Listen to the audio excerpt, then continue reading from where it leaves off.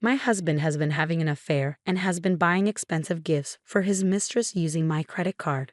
I've put up with this for our son, but I can't take it anymore. I need to do something, and the person who ended up helping me was the last one I expected. My name is Alexa, and I'm 35 years old. I've been married to my husband Austin for 10 years. We have an 8-year-old son named Drake. I love reading and now work as a novelist, which was my dream job. My first mystery novel was a big success, and I have several ongoing series each month. My books sell well, so I'm quite busy. At first, my husband had a job, but he quit when I started earning enough money. For the past 2 to 3 years, he has been staying home and sometimes going out to play slot machines. Despite this, he is dressed up in a suit today, which is unusual. Oh, why a suit? I decided to ask him. Austin, it's unusual to see you in a suit. Where are you going? I asked. His eyes widened in surprise, but he quickly composed himself. Oh, I have an interview, he replied. An interview for what? I inquired. A job, he said. I thought maybe it's time I started working again, he added. I see. Good luck, I said. Yeah, I'm off, he responded before leaving. At that time, I truly believed he was going to a job interview. Our son is still little, and I thought Austin must have been thinking about our future. However, he didn't come home until 1 a.m. that night. I was still awake because I had a deadline coming up. When Austin finally came in, he fell asleep on the living room sofa, smelling of alcohol and perfume. His smartphone was in his hand, and it was unlocked. Out of curiosity, I looked at his phone. What's this? No, I can't believe it, I whispered to myself. It turned out my husband was cheating on me. What shocked me even more was that his lover was my close friend, Ashley. They had gone to a fancy restaurant known for its beautiful night view. I felt as if I had been hit with something really hard. No way, Austin is having an affair with Ashley? Why? Ashley has a husband too, doesn't she? I trusted both of them. Tears filled my eyes as I faced this unexpected reality. Not wanting to wake my husband, I tried desperately to hold them back. Evidence. Yes, evidence, I thought. For now, I sent the evidence of the affair to my own phone and decided to think about what to do next. The next morning, I casually asked my husband, who was acting normal as usual, "Hey, Austin, about yesterday." "Yesterday," he responded. You said you had an interview, but you came home late. I was just wondering what happened, I said. My husband looked away, seeming to think of an excuse. Actually, I ran into a friend after the interview, so we ended up going for a drink. A friend? Who? Someone you don't know. I don't have to explain everything, do I? Yeah, you're right, I replied, feeling a mix of frustration and sadness. As expected, my husband hid the fact that he had met Ashley. His attitude made it clear he was having an affair. A month after discovering my husband's affair, I still didn't know what to do. I hadn't confronted him about it yet. If I did, our marriage would probably end badly. If it was just me, I would have shown him the evidence and divorced him already. The only reason I didn't divorce him was for our son, Drake. I couldn't take his father away from him when he was still only 8 years old. Afterward, Austin took advantage of me being confined to my room working and started going out frequently. But this was also a perfect opportunity for me. I decided to gather evidence of his affair while he was out. In his room, I found several unfamiliar receipts. Apparently, he had bought luxury branded goods for women, but those items weren't in the room. Of course, I didn't receive them either. The only answer was that Austin was giving these items to Ashley. But where did he get the money for that? He's unemployed and living off the allowance I give him every month. He shouldn't have any savings left. Curious, I decided to follow my husband. In the meantime, I called my brother to look after my son. Of course, my brother didn't know about Austin's infidelity, so I lied to him. I'm sorry for calling you over so suddenly, I said. No, I don't mind, but what's up? You suddenly said you want me to look after Drake, my brother asked. Actually, there's something I really need to go shopping for on my own, I explained. Shopping? You've never been materialistic. You usually shop online, he remarked. I know, but today I want to go buy something that's only available in the store. So, can you look after Drake? I requested. Well, okay. But don't be too late, okay? Drake will get lonely and miss you, my brother replied with concern. Yeah, thank you. I said gratefully, masking the turmoil inside me as I prepared to follow Austin and uncover the truth about his affair. With my brother's help, I successfully followed my husband and witnessed him walking arm in arm with my best friend, Ashley. Seeing it with my own eyes was shocking. They entered a luxurious brand shop together, filled with joy. Then something unbelievable caught my eye. "What? You're kidding, right? That's my credit card," I exclaimed in disbelief. Indeed, the card my husband used to pay was the secondary credit card I usually keep in my drawer. I always use my main card for transactions, but he had taken the secondary card without my permission to buy gifts for Ashley. Over the past few months, I had made various purchases for work-related items like monitors, keyboards, and even furniture, accumulating significant charges on the card. Both cards are linked to the same bank account, and due to being busy, I hadn't checked the card details recently. It had now come back to haunt me. "I can't believe this," I muttered, stunned by the betrayal and financial deceit. Not only was he cheating on me, but he was also using my money without my knowledge. Any love I had left for my husband vanished completely. I blamed myself for not checking and not noticing, but I couldn't bring myself to forgive him. I took plenty of pictures of them together and went straight home. Over the next few days, I focused on planning how to confront my husband. When he wasn't around, I repeatedly checked his PC. Since his smartphone and PC were synced, I could easily see his conversations with Ashley on the computer. It soon became clear that they were planning a trip together during the upcoming holidays. A 4-day trip, huh? I mused to myself. Yes, this is my chance, I resolved, feeling determined to take action. I planned to get back at my husband while he was away on a trip with his lover. But there was a problem. Our son, Drake. It would be hard to pull off my plan without Drake finding out about his father's affair. So I decided to ask my brother for help again. "I hate to ask, but can you look after Drake during the upcoming holidays?" "The holidays? You mean all 4 days?" "Yes, I have something important to do." "Something important, huh?" He said this with a knowing tone.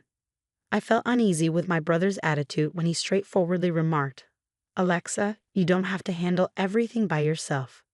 "What do you mean?" "Austin's cheating, isn't he?" "What? How did you?" "I heard it from Drake." "What? Drake?" My son had figured out about my husband's affair, even though he was just a child. I'm not sure if he fully understood everything, but he saw that his father was getting close to someone who wasn't me, and it was making me upset. It seems like he sensed something was wrong, even at his young age. But I thought I was hiding it so well from Drake. Why? It means Austin hurt you enough for Drake to notice. Are you going to stay with someone like him? But if I divorce Austin, Drake will be sad. As soon as I said that, my son, who was supposed to be in the next room, appeared. "It's okay, Mom. I'm on your side." "Drake, are you sure?" "I don't want anyone who makes you sad, Mom. As long as I have you, I'm fine." "Oh, thank you, Drake. And thank you too, brother." With the support of my son and brother, I found the courage to confront my husband about his affair. Drake and I began preparing to move out on the day my husband was set to leave for his trip with his lover. My brother helped us pack discreetly while Austin was away. On the night before his departure, I decided to confront my husband one last time. "Austin, why are you packing a suitcase? What's going on?"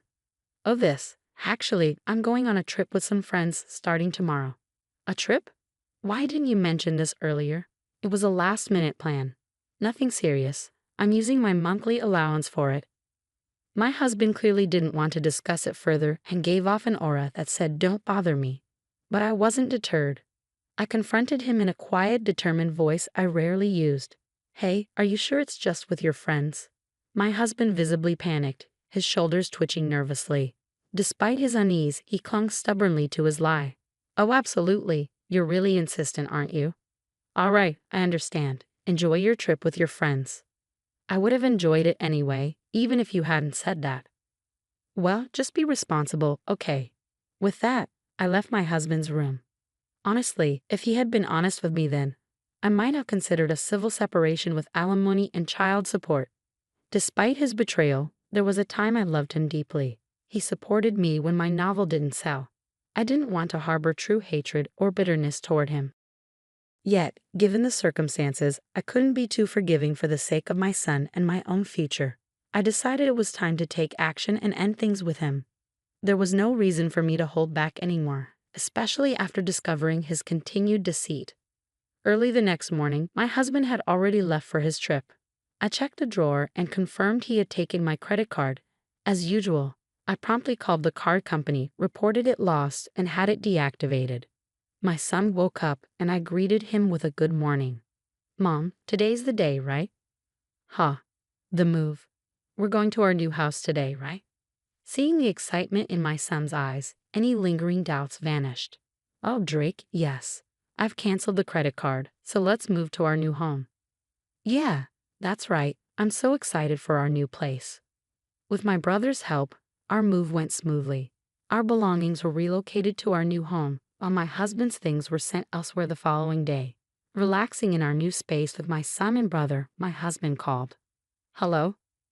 Oh, Alexa. What is it? Well, actually, this trip is costing more than I expected. Could you possibly send me some money?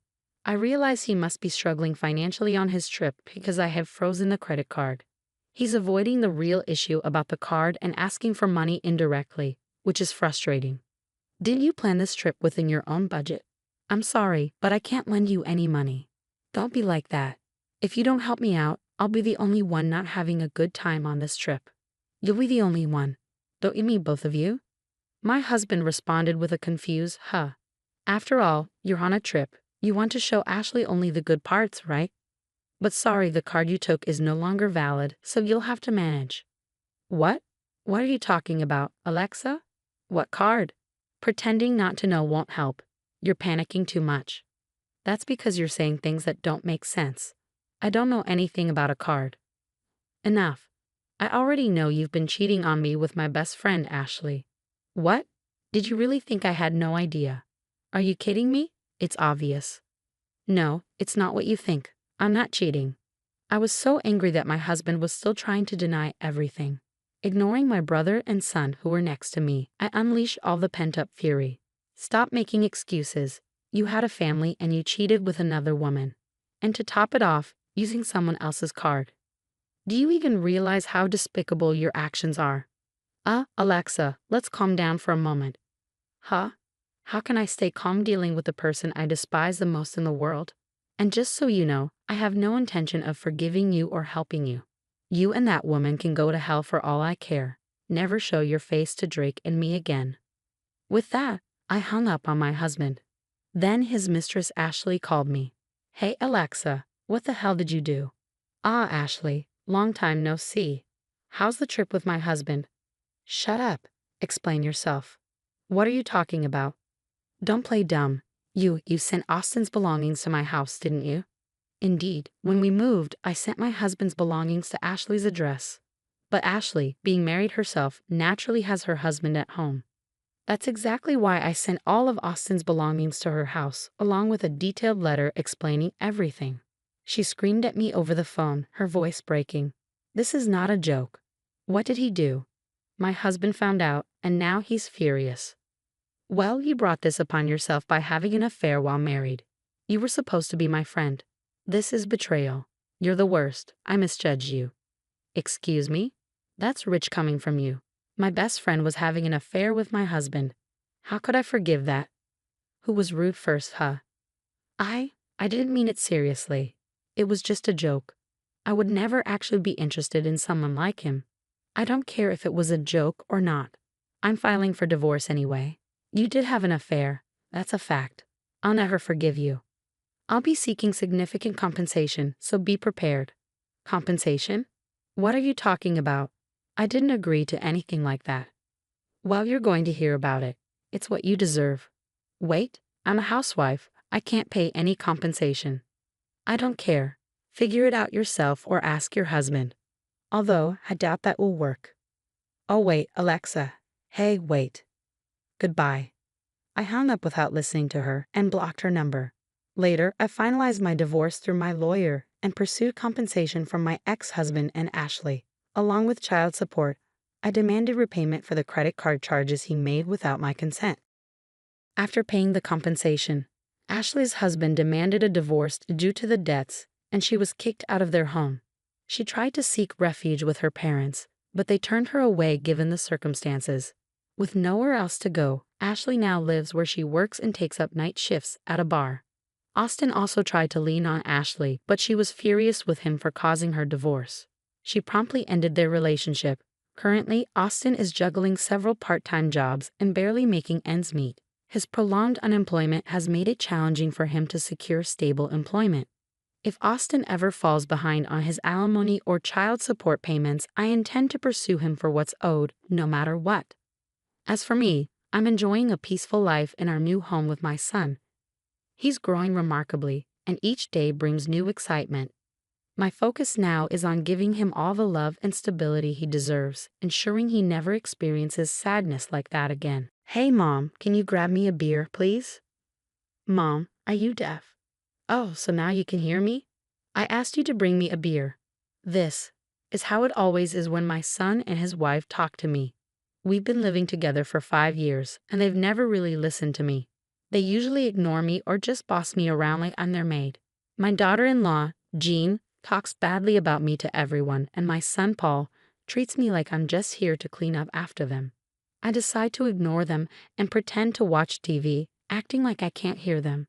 I'm fed up with them only paying attention when they want something and ignoring me the rest of the time. After a while of ignoring them, Jean grabs the remote and turns off the show I was watching. I'm surprised when she says loudly, right next to my ear, "Hey, mother-in-law, can you hear me? Make sure you make Paul's lunch tomorrow, okay?" Her voice was so loud it made my ears ring, and I couldn't help but grimace. Seeing my reaction, my daughter-in-law laughed and left the living room with my son. I couldn't help but wonder why she couldn't be a bit more considerate, especially since I'm her husband's mother and she relies on me every day. But judging from my son's behavior, it seemed like I was just a maid to her. There was no apology from either of them, and I didn't feel like they cared about how I felt. Frustrated, I sent an email to my husband and decided to leave the house. My name is Karen, and I'll be turning 72 this year. 5 years ago, my son and his wife asked if they could move in with me because they were worried about the future and wanted to save money. Since then, we've been living together as 2 families in one house. If you live with us, Mom, you'll feel safer, right? Maybe you're right.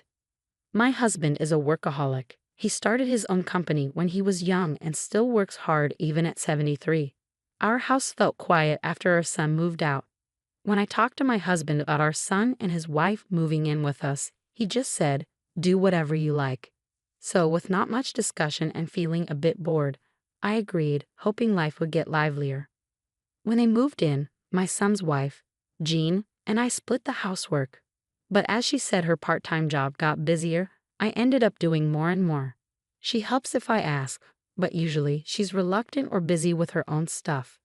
So I stopped asking for her help, and I do everything myself, feeling unappreciated.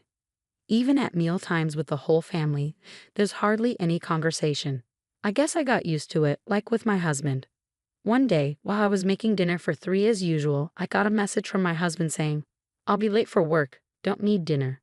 This wasn't unusual, but the problem was with my son and his wife. "Dad's gonna be late, huh?" "Yeah, I'm not hungry either." "Oh, I'm going out with a friend, so I don't need dinner." "Why are you telling me this?" "I've already made it," I said. "It's okay, just save it for tomorrow." Even though it was dinner time, they were about to leave without a word if I didn't say anything. They could have told me earlier if they didn't need dinner. It seemed like they'd never think to consider me first. I couldn't help but feel frustrated at their rudeness. But they left without any apology. What am I working so hard for? I sat in a quiet living room, looking at the dinner I'd already prepared, not going to waste. What am I even doing? Just thinking about it made me feel so tired. I wrapped up the still warm dinner and put it in the fridge before heading to bed.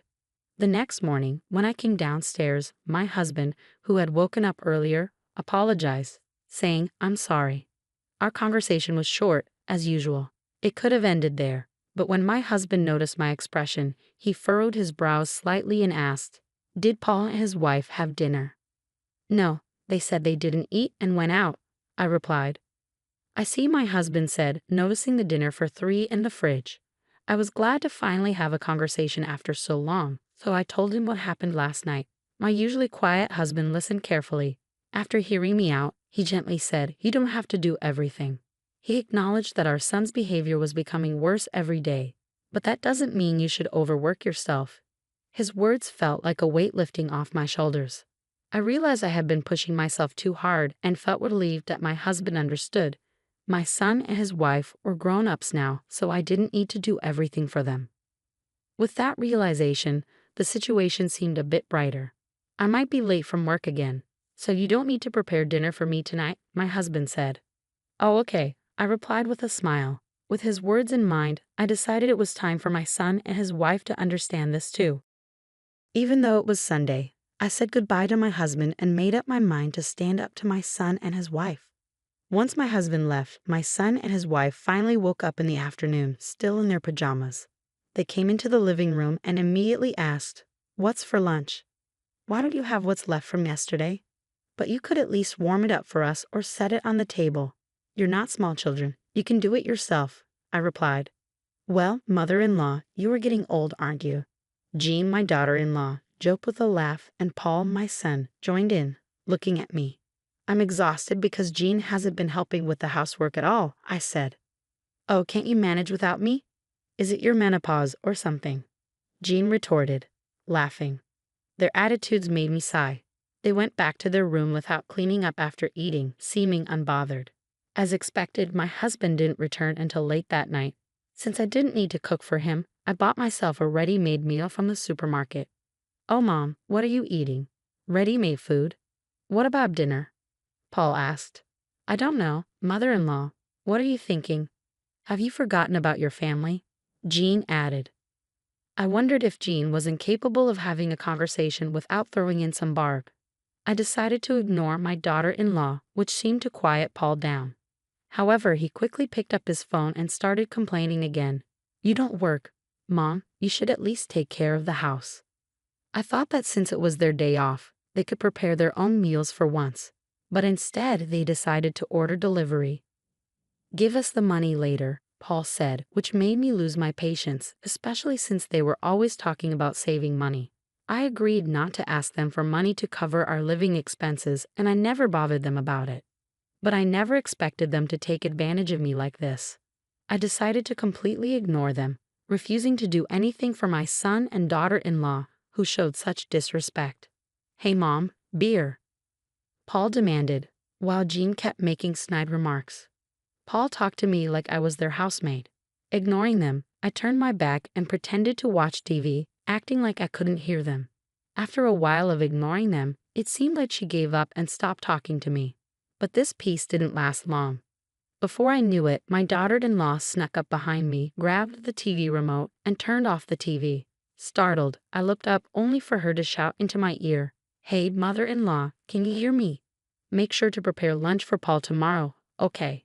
Her voice was so loud it hurt my ears, making me flinch. Laughing at my reaction, my daughter-in-law left the living room with Paul. I couldn't help but wonder why she couldn't show a bit of courtesy, especially considering that I'm her husband's mother and she relies on me regularly. But judging from Paul's attitude, it seemed like I was nothing more than a maid to her. As it turned out, there was no sign of consideration for me at all, and I didn't even hear an apology for last night's dinner from either of them. Letting out a deep sigh, I sent a text to my husband and made up my mind to leave the house. Early the next morning, I packed my things and left before they woke up. When I arrived at a nearby business hotel, my phone buzzed with texts from Paul, who had just woken up before heading to work. Apparently, they were in quite a chaos this morning. Texts and calls from both of them flooded my phone. When I checked the messages, all I saw were complaints, like, "What are you doing? I told you I need lunch." Jean also sent a mocking text. "Are you wandering around forgetting your responsibilities?" It seemed they were struggling just because I hadn't prepared breakfast for them, which made me chuckle a bit. Seeing a call from Paul during his lunch break, I decided it was time to talk to him. "You finally picked up, Mom. Where the hell are you, and what are you doing?" Paul's voice sounded impatient. "It's none of your business, is it? You didn't even prepare our food. Where are you, Paul? You're not a child. You can make your own food, can't you?" I responded, feeling irritated. If he had struggled so much to prepare just one meal, he should have shown some appreciation. But to my surprise, he said something unexpected. "I'm paying for living expenses, so I need you to do the housework." Living expenses? What are you talking about? I never received such a thing, I said, puzzled. Why not? Jean should have been giving it to you every month, so don't lie. Paul insisted, claiming he was paying me living expenses. Despite my truthful denial, Paul started calling me a liar. The truth is, my husband covers all their living expenses, including their food. Even after explaining this repeatedly, Paul refused to believe me.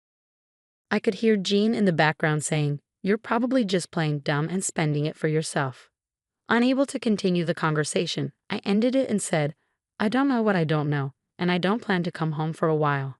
"Why not? What are we supposed to do for food?" Paul's voice sounded desperate. "Figure it out yourselves." By now, I hung up the phone and let out another big sigh. Why do they believe they're not in the wrong, even after all this? I didn't understand what Paul was talking about earlier when he mentioned our living expenses. About a week after I left the house, the situation improved. My husband, who had come to check on me, apparently talked to Paul and Jean, and their texts suddenly became more respectful and submissive. Wondering what had happened, I received a text from my husband. "Paul and Jean want to apologize. If you feel like it, please come home." Thanks to my husband's talk, they finally seemed to understand.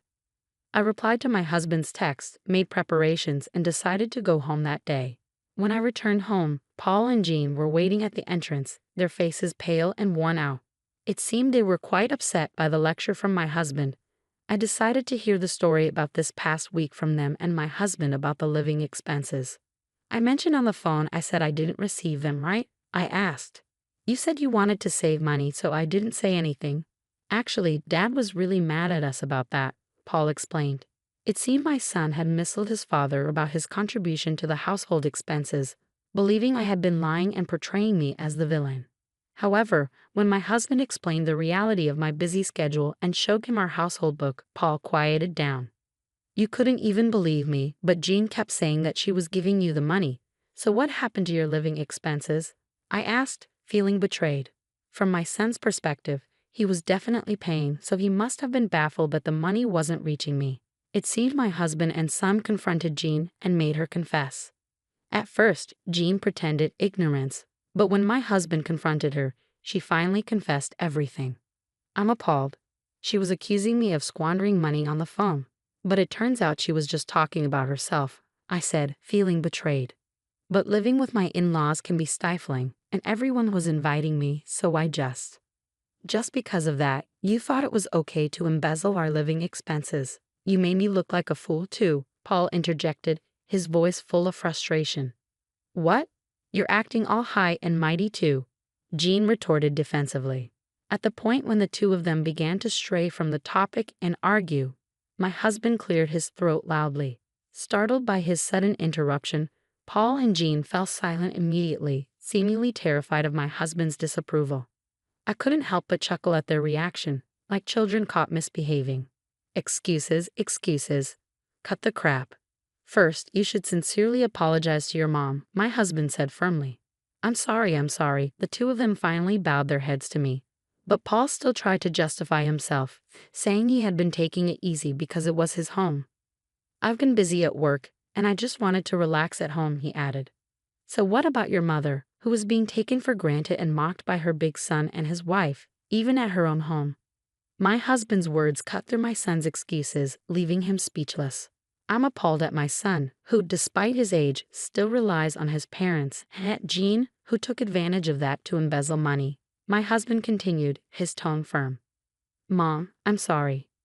You see, I'm apologizing to you, Paul said, trying to make amends. Do you think an apology makes everything okay? Please reflect on yourself a bit, I responded firmly. The two of them thought that bowing their heads to me would resolve everything smoothly, and they were flustered by my words and tried to make excuses.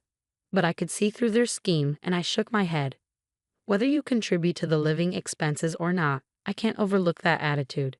You have to learn to be more grateful, I said firmly. But aren't you worried about your future too, mother-in-law? Paul interjected. Yes, I'm full of worries about relying on people like you. How can you talk to us like that? I retorted. You splurge our living expense out of stress from living with us, Jean added defensively. I can't have someone like you stay with us any longer, I stated firmly, silencing them with my resolve.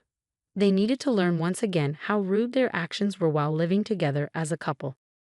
Later, we managed to have them move out. In the days that followed, Jean, my son's wife, started to come to our house occasionally to learn household chores from me.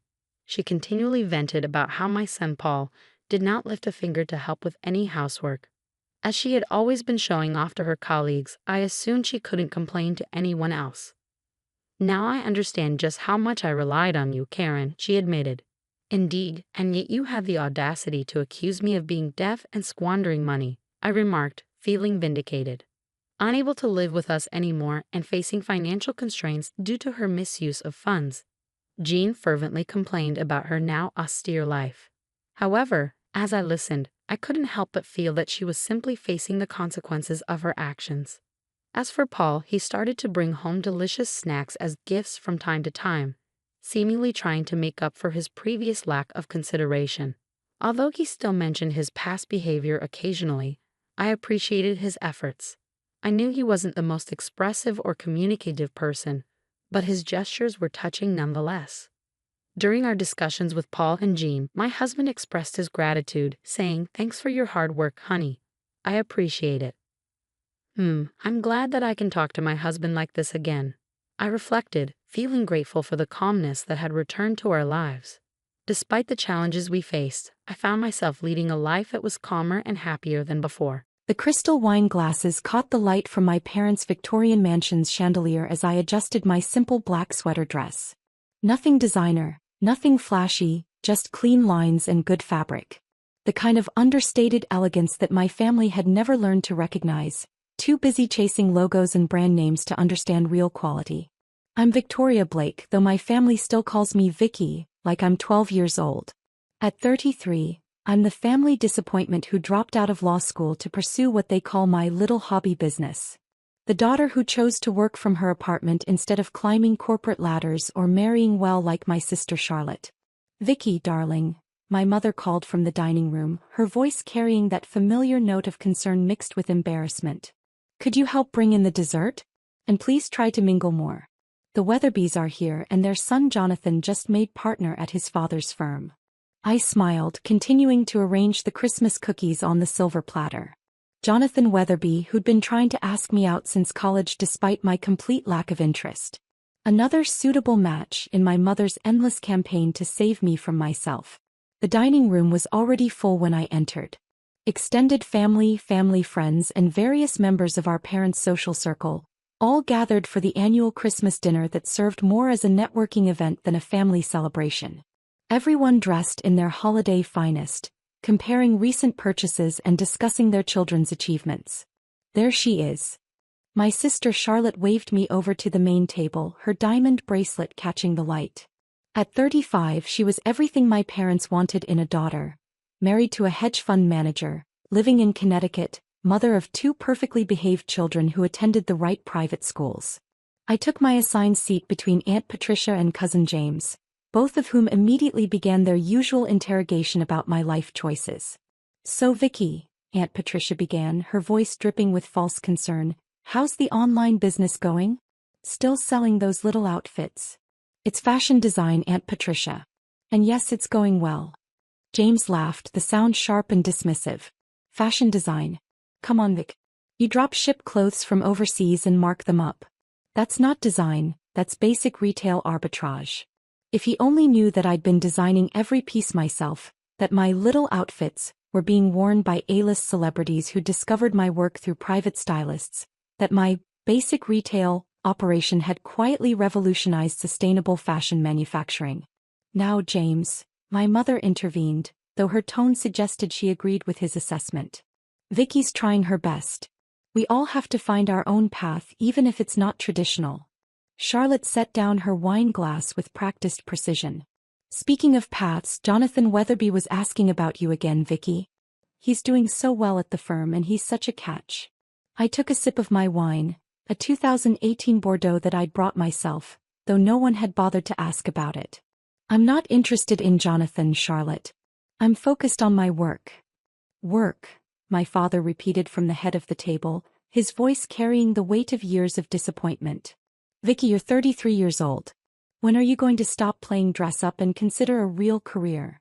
The table went quiet, all eyes turning to me. This was the moment they'd all been waiting for, the annual intervention disguised as family concern. Your cousin David just bought his second home, Uncle Robert added helpfully. Real estate investment. Building actual wealth. And Charlotte's husband just got promoted again, my mother chimed in. Managing director now. They're looking at houses in the Hamptons. I remained silent, used to these comparisons by now. They happened at every family gathering. Someone would decide it was time to shame me into abandoning my dreams and embracing their version of success. The thing is, Charlotte continued, her voice taking on that particular tone that meant she thought she was being helpful. Online businesses aren't really sustainable. They're just hobbies that occasionally make money. You need something with real security, real growth potential. Like what? I asked quietly. Well, she gestured around the table. Look at everyone here. James is in finance, David's in real estate, Jonathan's in law. These are careers that matter, that build generational wealth. Still selling clothes online? Charlotte's voice suddenly rose, loud enough that conversations at nearby tables paused. Like some teenager with an Etsy shop? The room fell silent except for the soft Christmas music playing in the background. I could feel the weight of their collective judgment, their shared certainty that I was wasting my life on childish pursuits. Charlotte, please, my father murmured, not so loud. But she was emboldened by what she perceived as family support, her voice carrying clearly across the dining room. Everyone here is building something real, contributing to society, creating actual value. And you're still playing with fabric samples and selling clothes to strangers on the internet. I quietly sipped my wine, watching the faces around the table. Some looked embarrassed by Charlotte's outburst, others nodded in agreement. My mother just looked sad, as if watching her daughter's life slip away one failed business decision at a time. Right then my phone rang. The distinctive ringtone I'd assigned to business calls cut through the ambient noise of Christmas dinner conversation. I glanced at the screen. Sophia Martinez, New York Fashion Week coordinator. The timing was either perfect or disastrous depending on your perspective. I should take this, I said calmly. Oh please, Charlotte scoffed. Another customer complaining about a delayed shipment? Without hesitation I put the call on speaker, holding the phone up so everyone at the table could hear clearly. Miss Blake, this is Sophia Martinez from New York Fashion Week. I'm calling because Vogue wants to feature your billion-dollar empire. Their jaws dropped. The entire dining room went silent. Not just our table. The whole room seemed to pause as if someone had pressed mute on Christmas dinner itself. The Christmas music continued playing, but no one seemed to hear it. Sophia's voice continued through the speaker, professional and excited. Anna Wintour herself approved the cover story. They're calling it The Invisible Revolution: How Victoria Blake Built Fashion's Most Sustainable Empire in Secret. The photo shoot is scheduled for January 3rd at their Manhattan studio. Charlotte's wine glass tilted in her hand, Bordeaux spilling onto the white tablecloth unnoticed. James's mouth hung open like he was trying to catch flies. Aunt Patricia blinked rapidly, as if her brain was refusing to process the information. Sophia, I said calmly, can we discuss the interview details tomorrow? I'm at a family dinner. Of course, Victoria. I just wanted to confirm that Forbes will also be running their feature next week. The $1.2 billion fashion disruptor who changed everything. Your publicist mentioned you'd be unavailable tonight, but the editors are incredibly excited about both pieces. I ended the call and looked around the table at their stunned faces. The silence stretched for what felt like hours but was probably only seconds. Billion, Uncle Robert whispered finally. Vogue cover, my mother repeated as if testing the words. Charlotte had gone completely pale. The sister who'd spent the last 10 minutes lecturing me about real careers and sustainable businesses looked like she might need medical attention. Victoria, Aunt Patricia's voice was barely audible. What exactly do you sell? I slipped my phone back into my purse, straightening my simple sweater dress. Sustainable fashion, Aunt Patricia. The little outfits you've been dismissing? They're worn by half the celebrities you see on red carpets. The online hobby? It's the largest eco-friendly fashion platform in the world. The nearby tables had started whispering, putting together pieces of the conversation they'd overheard. Social media was probably already buzzing with fragments of the call, Speculation about the mysterious Vogue cover story that had just been announced at a Christmas dinner. But, James stammered, you work from home. You don't have an office. Actually, I have 12 manufacturing facilities across 4 countries, I corrected gently. And headquarters in Soho that I bought last year. The home office was just for privacy while I built everything. Charlotte finally found her voice. You've been lying to us. No, I said firmly. I've been working. The difference is, you never asked what I was actually building. You just assumed that because you didn't understand it, it couldn't be valuable. I stood up, smoothing my dress, which ironically, was one of my own designs, though none of them would have recognized it. The teenager with an Etsy shop has built the fastest-growing sustainable fashion company in history. We've eliminated 2.3 million pounds of textile waste this year alone. As I walked toward the living room, I could hear the explosion of whispered conversations behind me. Questions, denials, desperate attempts to understand how the family failure had secretly become more successful than all of them combined. Vicky, wait. My father's voice stopped me at the doorway. I turned back to face the table full of shocked relatives and family friends. Yes, Dad. How long? He asked quietly. How long have you been building a billion-dollar company? About 8 years. Since I dropped out of law school, actually.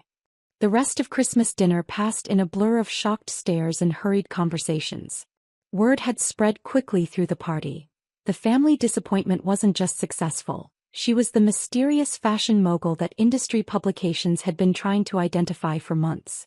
Jonathan Weatherby found me near the Christmas tree, his confident demeanor replaced by something resembling awe. Victoria, I had no idea. The things they were saying about your business. I smiled, sipping my wine. Were pretty accurate, actually. I do sell clothes online. I just do it at a scale they never imagined. I mean, $1 billion, he said, shaking his head. And Vogue wants to put you on their cover. It's not about the money, Jonathan. It's about building something that matters. Fashion that doesn't destroy the planet, manufacturing that doesn't exploit workers, business practices that prove you can be profitable and ethical simultaneously. As the evening wound down, I found myself in my father's study, reviewing emails on my phone while he nursed a brandy and tried to process the evening's revelations. $1 billion, he said for the 3rd time. 1.2 billion according to the latest valuation, I corrected, not looking up from my phone. Though that's just the company value. The real impact is in the supply chain transformation we've achieved. We never knew, he said quietly. All these years we thought you were struggling. I was struggling, I admitted. Just not financially. Do you know how hard it is to revolutionize an entire industry while your own family thinks you're a failure? He was quiet for a long moment. We should have believed in you. Maybe. But would you have? Or would you have tried to convince me to take a safer path, to get that law degree, to marry Jonathan and settle into the life you wanted for me? The question hung in the air between us. We both knew the answer. What happens now? He asked finally. I looked up from my phone, meeting his eyes. Now I go back to work. The Vogue piece will bring more attention than I've ever wanted, but it's good for the company. More visibility means more impact. And us? Your family? I considered the question carefully. That depends. Are you ready to see me for who I am instead of who you thought I should be? 2 weeks later, I sat in Vogue's Manhattan photography studio, surrounded by racks of my designs while Annie Leibovitz adjusted lighting for the cover shoot. The irony wasn't lost on me. I was still working with clothes, still focused on fabric and design, just as I had been when they dismissed it as a hobby. The sustainable angle is perfect, Anna Winter said, reviewing the preliminary shots on her assistant's tablet. Fashion needs more leaders like you, people who prove that ethics and profitability aren't mutually exclusive. My phone buzzed with a text from Charlotte. Saw the Forbes early release online. Mom's crying happy tears. Dad's showing the article to everyone at the country club. I'm sorry, Vicky. Really sorry. I smiled, tucking the phone away as the photographer called for the next setup. The apology felt genuine, born from understanding rather than social pressure. Ready for the next look? Annie asked. I nodded, walking toward the rack of designs I'd created over the past 8 years. Each piece told a story, not just of fashion but of innovation, sustainability, and the quiet persistence required to build something meaningful while everyone around you saw only failure. The cover story would hit newsstands next week, officially ending my anonymity but amplifying my platform. The hobby business my family had mocked was about to become the face of fashion's sustainable future. As I changed into the next outfit, a jacket made from recycled ocean plastic that had taken 2 years to perfect, I thought about that girl who dropped out of law school to chase an impossible dream. She'd been building this moment one stitch at a time, one sustainable innovation at a time, one small victory at a time. The camera flashes began, capturing images that would soon appear on magazine covers worldwide. But the real picture was bigger than any photograph could show. It was the story of an industry transformed, an economy reimagined, and a family finally learning to see success in forms they'd never expected. That evening, I returned to my Soho headquarters, the 12-story building that my family had never known existed. The design studios were empty now, but the walls were covered with sketches, fabric samples, and prototypes that represented the future of sustainable fashion. My assistant knocked on the office door. "The Times wants to schedule a follow-up interview about the Vogue piece. And your mother called, she wants to tour the facilities next week." I looked up from the sustainability reports I was reviewing, surprised by that last request. "My mother wants a tour?" "She said she wants to understand what you've built. Really understand this time." The transformation in our relationship had been gradual but genuine. Once the family got over their initial shock, some of them had made real efforts to learn about sustainable fashion, to see the value in what I'd built rather than just the money it had generated. Charlotte had started buying exclusively from ethical brands. My father had begun investing his clients' portfolios in ESG funds. Even Aunt Patricia had joined a local environmental group, telling everyone about her niece who was saving the planet one dress at a time. "Schedule the tour for Thursday," I said. "And make sure she sees the manufacturing floor. I want her to understand that this isn't just about clothes, it's about changing how things are made." As I worked late into the evening, reviewing designs for next season's collection, I reflected on the strange journey from family disappointment to industry leader. The hobby business that had started with a sewing machine in my apartment was now employing over 3,000 people worldwide, all committed to proving that fashion could be beautiful, profitable, and responsible. My phone buzzed with a message from James. "Vicky, I've been thinking about what you said at Christmas. My firm wants to discuss sustainable investing strategies. Would you be willing to consult on a project?" I typed back, "I'd be happy to help. But James, it's Victoria now. The person who builds billion-dollar companies gets to choose what she's called." His response came quickly, "Understood. And Victoria, I'm proud to be your cousin." That night, driving home to my penthouse apartment, purchased through the same holding company I'd used to buy the headquarters, I thought about the power of persistence. About the importance of building something meaningful even when no one else sees its value. The sustainable fashion platform that had started as mysterious online sales was now reshaping an entire industry, proving that consumers wanted beautiful clothes that didn't harm the planet. Every organic cotton shirt, every recycled polyester dress, every innovative fabric made from agricultural waste represented a small victory against fast fashion's environmental destruction. But the technology and innovation were just tools. The real revolution had been in persistence, in continuing to build something meaningful despite being consistently underestimated by the people who should have supported me most. My phone rang as I pulled into my building's garage. The caller ID showed my mother's number. "Hi, Mom. Victoria, I just finished reading the Forbes article online. The part about you developing that new fabric from orange peels, how did you even think of that?" I smiled, hearing genuine curiosity in her voice for the first time in years. "Research, Mom. Lots of research and lots of failed experiments. Innovation is mostly just persistence with better documentation." "I'm proud of you," she said quietly. "Not just for the success but for sticking to your values even when we didn't understand them." "Thanks, Mom. That means everything." "The tour on Thursday. Can I bring your father? He's been reading everything he can find about sustainable manufacturing. I think he's finally starting to understand what you've built."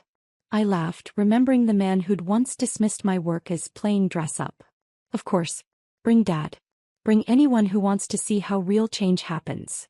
After we hung up, I sat in my car for a moment, looking up at the Manhattan skyline through my sunroof. Somewhere in those lights were my manufacturing facilities, my design studios, my retail partners. The little hobby had become an empire, but more importantly, it had become proof that business could be a force for positive change.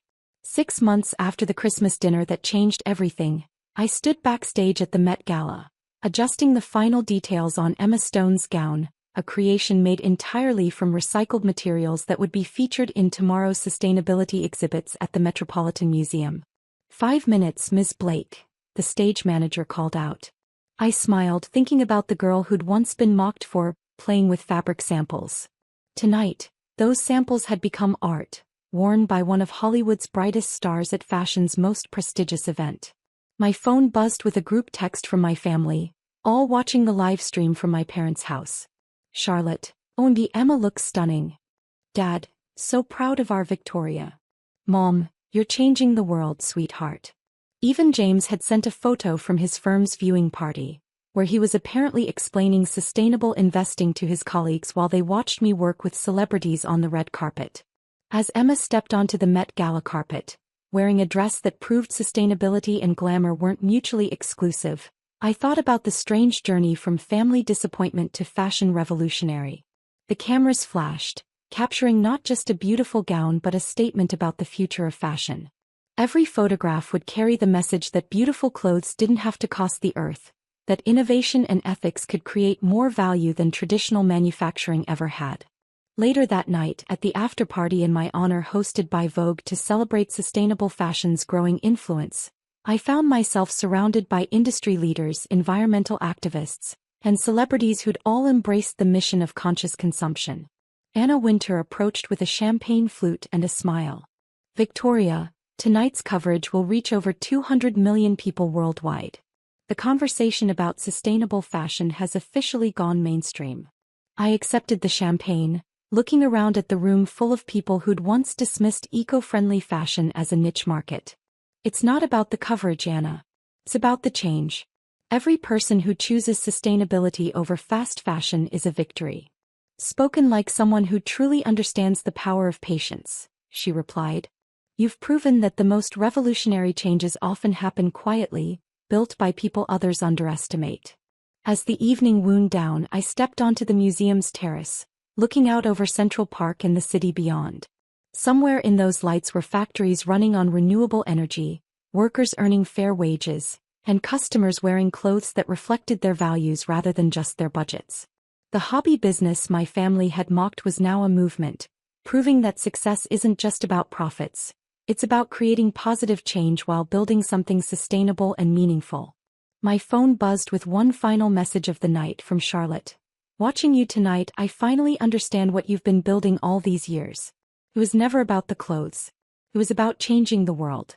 I'm sorry it took me so long to see it. I smiled, tucking the phone away as I headed back inside. Tomorrow would bring new challenges, new innovations to develop, new ways to prove that business could be both profitable and purposeful. Sometimes the greatest victory isn't proving others wrong. It's showing them that success comes in forms they never imagined, built by people they never saw coming, using methods they never understood until it was impossible to ignore the results. The girl with the sewing machine had become the woman with the vision. And fashion, finally, was becoming beautiful in every sense of the word.